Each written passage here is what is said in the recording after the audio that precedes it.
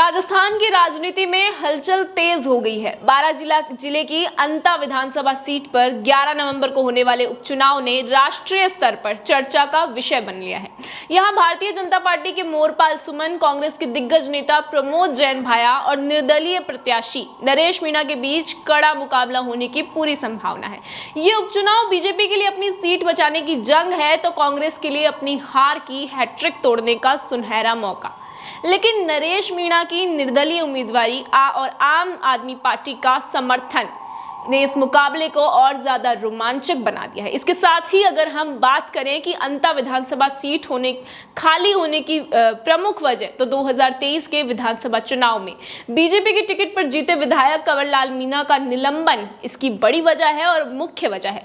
कंवरलाल पर 2005 का एक पुराना मामला दर्ज था जिसमें उन्होंने एक सरकारी अधिकारी जो कि तत्कालिक एसडीएम रामनिवास मीठा को पिस्तौल दिखाकर धमकी दी थी। इस मामले में मई 2025 में अदालत ने उन्हें दोषी ठहराया है, जिसके बाद प्रतिनिधित्व ऑफ द पीपल एक्ट 1951 के तहत उनकी सदस्यता को रद्द कर दिया गया। हाईकोर्ट और सुप्रीम कोर्ट से भी राहत न मिलने के बाद अब ये उपचुनाव अनिवार्य हो गया है। 2023 के चुनाव में कंवरलाल मीणा ने कांग्रेस के प्रमोद जैन भाया को करीबी मुकाबले में हराया था, लेकिन अब बीजेपी को अपनी सीट बचानी है, जबकि कांग्रेस को पिछले 9 उपचुनाव में से 8 बार हार चुकी इस लय को तोड़ना होगा। ये सीट हाड़ौती क्षेत्र की सियासी दिशा तय करने वाली मानी जा रही है, जहां जातिगत समीकरण जिसमें मीणा, गुर्जर, जैन, माली आदि हमेशा ही निर्णायक रहे हैं। ये वोट बैंक के लिए काफी जरूरी और महत्वपूर्ण माने जाते हैं। उपचुनाव में कुल 15 उम्मीदवार इस बार मैदान में हैं, लेकिन असली जंग 3 प्रमुख नामों के बीच मानी जा रही है। अगर हम पहले नाम की बात करें तो ये पहला नाम है मोरपाल सुमन, जो कि बीजेपी के कैंडिडेट है। बीजेपी ने स्थानीय स्तर पर और जमीनी नेता पर भरोसा जताया है। वर्तमान में 12 पंचायत समिति के प्रधान मोरपाल सुमन माली समाज से ताल्लुक रखने वाले हैं और पूर्व मुख्यमंत्री वसुंधरा राजे के बड़े करीबी माने जाते हैं। उनकी पत्नी पहले सरपंच रह चुकी है, जो स्थानीय प्रभाव का संकेत दे रहा है। मोरपाल की छवि हमेशा ही साफ सुथरी और एक मेहनती कार्यकर्ता के रूप में की गई है। आरएसएस से जुड़े होने के कारण संगठनात्मक ताकत उनके साथ है। टिकट मिलने से पहले पार्टी में कई नामों पर चर्चा चली थी, लेकिन स्थानीय समीकरण और सादगी के कारण उनका चयन कर दिया गया है। नामांकन के बाद बीजेपी कार्यकर्ताओं ने बारां में उत्सव भी मनाया। हाल ही में पार्टी को बड़ी राहत मिली जब पूर्व विधायक रामपाल मेघवाल और 4 अन्य बागी उम्मीदवारों ने अपना नाम वापस ले लिया है। मेघवाल ने सार्वजनिक रूप से मोरपाल का समर्थन किया है, जिससे बीजेपी का वोट बैंक मजबूत हुआ है। मोरपाल का फोकस बताया जा रहा है कि विकास कार्यों, सिंचाई और किसान मुद्दों पर उनका फोकस विशेष तौर पर रहेगा, जो कि यहाँ की मुख्य जरूरत भी है। उनकी संपत्ति और शिक्षा का विवरण वैसे तो सार्वजनिक नहीं है, लेकिन वो खुद को सेवक के रूप में हमेशा ही जनता के सामने पेश करते हैं। अगर हम बात करें दूसरे प्रमुख नाम की, तो ये नाम है प्रमोद जैन भाया का, जो कि कांग्रेस का चेहरा है। पूर्व मंत्री प्रमोद जैन भाया, जो हाड़ौती क्षेत्र में कदावर नेता है। जैन समुदाय से आने वाले हैं भाया, और 2008 और 2018 में इस सीट से विधायक चुने गए। अशोक गहलोत सरकार में ये मंत्री भी रहे हैं। 2023 में वो कंवरलाल मीणा से हार गए थे, लेकिन अब कांग्रेस पार्टी ने एक बार फिर उन पर भरोसा जता दिया है।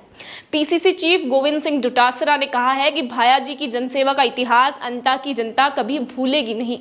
भाया के खिलाफ कम से कम 8 आपराधिक मामले दर्ज हैं, जिसके चलते उनकी पत्नी उर्मिला जैन ने भी नामांकन भरा था एक बैकअप के तौर पर, लेकिन नाम स्वीकार हो गया।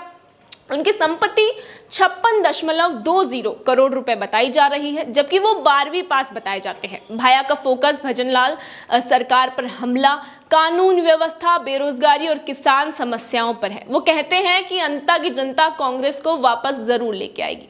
निर्दलीय नरेश मीणा से वोट बंटने की चिंता उन्हें सता रही है, ऐसा हमेशा सुनने में आता है और देखा जा सकता है। नरेश मीणा, जो कि तीसरा और प्रमुख नाम है, ये निर्दलीय मैदान में उतरने वाले हैं।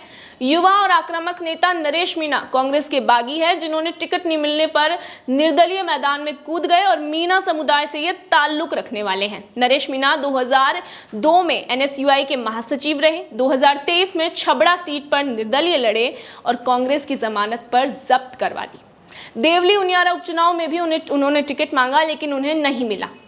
नरेश ने राहुल गांधी से सोशल मीडिया पर अपील की थी, लेकिन भाया को टिकट मिला। इसके बाद अब वो कहते हैं कि भाया के धनबल के आगे मेरी चमक फीकी पड़ गई है। उनकी संपत्ति 1.76 करोड़ रुपए है और वो ग्रेजुएट है।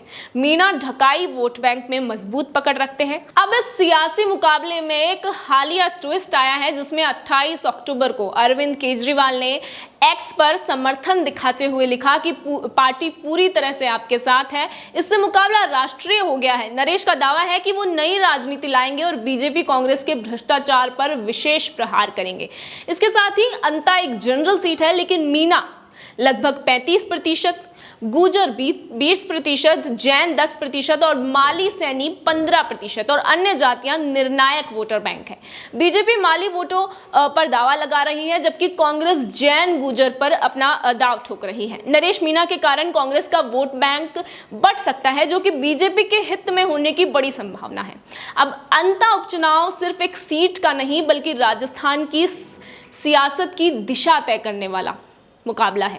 बीजेपी सीट बरकरार रखना चाहती है, कांग्रेस हार का सिलसिला रोकना चाहती है, लेकिन नरेश मीणा और केजरीवाल का समर्थन इन्होंने अनिश्चितता और ज्यादा बढ़ा दी है। क्या यह त्रिकोणीय मुकाबले में कोई नया सरप्राइज होगा? ये तो देखने वाली बात है। अब इंतजार है 14 नवंबर का। फिलहाल सियासी ड्रामा अपने चरम पर है। इस पर और अपडेट के लिए बने रहिए द खटक के साथ।